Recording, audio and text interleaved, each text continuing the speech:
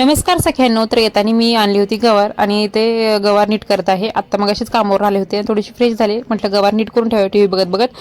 तर गवार नीट करेपर्यंत इकडे मी शेवग्याची शेंगा शिजत घातल्या होत्या मीठ आणि हळद टाकून, आणि ते शिजल्या होत्या. तर म्हटलं फोडणी देऊन घ्यावी, भाजी करून घ्यावी. तर कढईमध्ये तेल गरम केलं, त्याच्यामध्ये कांदा आपलं टोमॅटो टाकलेला आहे. टोमॅटो चांगलं मॅश झाल्यानंतर त्याच्यामध्ये मी ही शेवग्याची शेंगा टाकून दिलेल्या आहे आणि त्याच्यामध्ये वाटण टाकलेलं आहे शेंगदाणे, आणि त्याच्यामध्ये मी थोडंसं लसूण आणि कोथिंबीर वाटली होती ते मिक्स करून वाटून टाकलेलं आहे त्याच्यामध्ये.